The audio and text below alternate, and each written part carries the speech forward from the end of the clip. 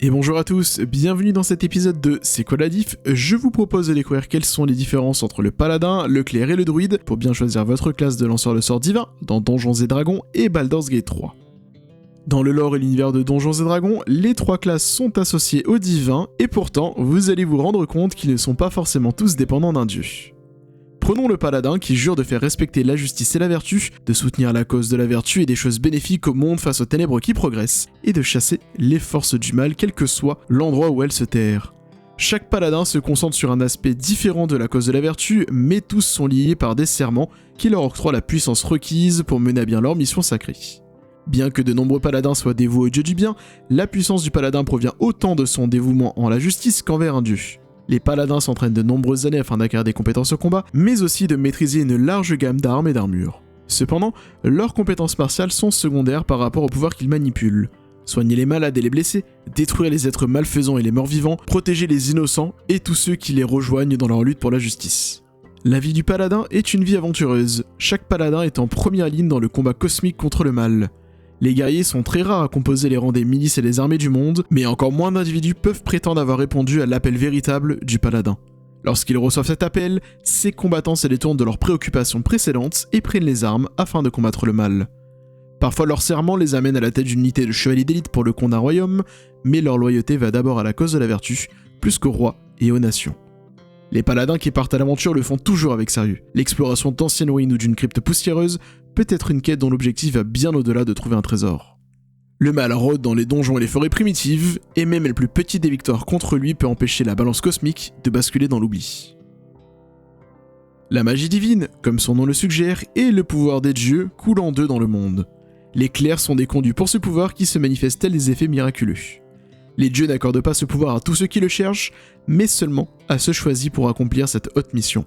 L'utilisation de la magie divine ne repose pas sur l'étude ou la formation, mais sur la dévotion et un sens intuitif de la volonté divine. Les clercs combinent la magie utile de guérison et d'inspiration de leurs alliés avec des sorts néfastes ou gênants pour leurs adversaires. Ils peuvent provoquer la crainte et l'effroi, invoquer les malédictions de peste ou de poison et même faire s'abattre des flammes célestes pour consumer leur ennemi. Pour les scélérats qui sont plus sensibles à un coup de masse en pleine tête, les clercs utilisent leur entraînement au combat pour avancer dans la mêlée avec le pouvoir des dieux à leur côté. Quand un clerc choisit une vie d'aventurier, c'est habituellement parce que son dieu l'exige. La poursuite des buts des dieux implique souvent de braver des dangers au-delà des limites de la civilisation, de frapper le mal ou de chercher des reliques saintes dans des tombeaux antiques. Enfin, les druides vénèrent la nature plus que tout, obtenant leurs sorts et leurs autres pouvoirs magiques, soit des forces de la nature elle-même, soit d'une divinité de la nature. De nombreux druides sont à la recherche d'une spiritualité mystique, d'une union transcendantale avec la nature, plutôt que d'une dévotion à une entité divine, alors que d'autres servent les dieux de la nature sauvage, des animaux ou des forces élémentaires. Les anciennes traditions druidiques sont parfois appelées la vieille foi, en opposition au culte des dieux dans des temples et des sanctuaires. Les sorts de druides sont orientés vers la nature et les animaux, le pouvoir des crocs et des griffes, du soleil et de la lune, du feu et du tonnerre. Les druides gagnent également la capacité de prendre la forme d'un animal, et certains druides étudient à tel point cette pratique qu'ils en viennent à préférer être sous forme animale plutôt que sous leur forme naturelle. Pour les druides, la nature est un équilibre précaire. Les 4 éléments qui ont fondé le monde, l'air, l'eau, le feu et la terre, doivent rester en harmonie. Si un élément gagne du terrain sur les autres, le monde pourrait être détruit, attiré dans l'un des plans élémentaires, et ainsi séparé de ses différents constituants. C'est pour cette raison que les druides s'opposent au culte du mal élémentaire et à tous ceux qui prêchent la suprématie d'un élément et l'exclusion des autres. Les druides conduisent parfois des expéditions contre ces créatures, en particulier lorsque ces monstres empiètent sur le territoire du druide. On trouve aussi souvent des druides en train de garder un site sacré ou de surveiller une région où la nature est préservée. Mais quand un grand danger survient, menaçant l'équilibre de la nature ou les terres qu'ils protègent, les druides endossent un rôle plus actif en combattant la menace, tels des aventuriers. Je vous propose de regarder la mécanique spécifique pour les lanceurs de sorts divins. Contrairement aux lanceurs de sorts profanes, les lanceurs de sorts divins ont accès à l'ensemble du répertoire des sorts de leur classe et doivent, lors de chaque repos long, choisir une liste de sorts dits préparés. De ce fait, leur mécanique ressemble fortement à celle du magicien, mais ils n'ont pas besoin de les apprendre dans leur grimoire. Cela s'explique par le fait que leur magie leur vient de leur dieu, de la nature ou de leur serment, et non d'un apprentissage approfondi de la toile de magie. Je vous propose de laisser ça de côté maintenant que vous savez faire la différence entre les 3 types de classes d'un point de vue d'univers, et je vous propose de regarder plus en détail les mécaniques et les règles associées.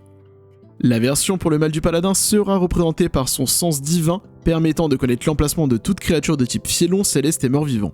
Les pouvoirs obtenus par sa vertu lui permettra de châtier le mal avec son châtiment divin, infligeant des dégâts radiants supplémentaires, mais aussi de soigner les blessures et les maladies ou les poisons grâce à son imposition des mains. En montant de niveau, son contact purifiant permettra également de mettre fin à tout sort affectant une créature. De plus, il pourra incanter des sorts divins en utilisant son charisme. Enfin, sa vertu devenant de plus en plus radieuse permettra de donner des bonus à ses alliés grâce aux auras, telles que celle de protection accordant un bonus au jet de sauvegarde ou celle de courage immunisant ses alliés contre la terreur.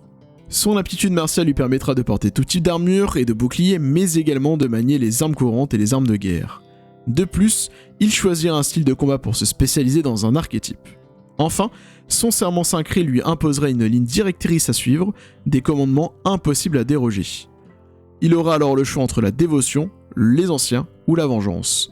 Ce serment lui donnera accès à son conduit divin permettant de réaliser plusieurs types d'actions comme renvoyer les morts vivants, les infidèles tels que les fiels ont les fait, ou même rendre son arme sacrée, voire infliger le courroux de la nature. Contrairement au paladin, le clerc aura accès dès sa création au sort divin et pourra les lancer en utilisant son modificateur de sagesse. Il devra choisir un domaine parmi Dupri, guerre, lumière, nature, savoir, tempête ou vie, en lien avec la doctrine que prône son dieu. Ce domaine lui donnera accès à des sorts toujours préparés, mais également de nouvelles possibilités d'utilisation de son conduit divin, lui permettant initialement de renvoyer les morts vivants, puis de les détruire en montant de niveau. Ce domaine orientera aussi la manière de jouer votre clerc d'un point de vue stratégie. Ainsi, vous pouvez l'orienter dans le rôle de soigneur avec le domaine de la vie, dans le rôle du corps à corps avec le domaine de la guerre, ou bien infliger de gros dégâts en utilisant vos sorts avec le domaine de la tempête. Celui-ci vous donnera aussi de potentielles nouvelles maîtrises d'armes et d'armures. Enfin, sa ferveur et son dévouement seront récompensés par son dieu grâce à l'intervention divine permettant à son dieu d'intervenir par le lancement d'un sort en faveur de son clerc. De quoi sortir d'une situation complexe. Pour terminer avec le druide, il débloque la possibilité de lancer des sorts divins dès sa création, à l'instar du clerc. Sa relation avec la nature lui octroie de changer de forme et de devenir une bête qu'il aura déjà vue par le passé. Il devra également faire le choix d'un cercle druidique parmi la terre ou la lune, qui orientera plus sur un lanceur de sorts pour la terre, ou le spécialiser dans la transformation animale pour le cercle de la lune, voire même prendre une forme élémentaire. Sa connexion avec la nature lui permettra, avec beaucoup d'expérience, de pouvoir par la suite lancer des sorts sous forme animale, mais également de ne presque plus vieillir.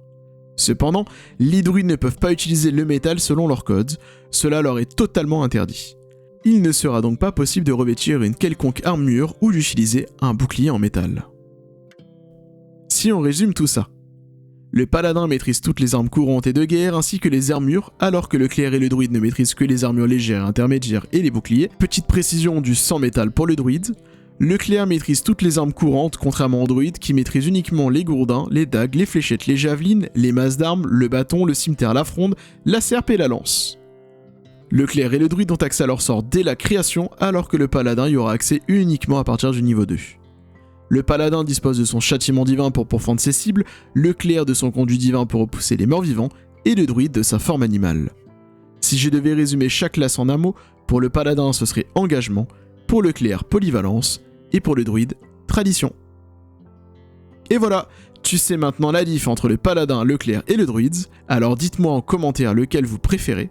N'hésitez pas à vous abonner à la chaîne ou à liker la vidéo si celle-ci vous a plu. Et enfin, vous pouvez toujours rejoindre le Discord communautaire disponible en description pour pouvoir discuter avec l'ensemble de la communauté.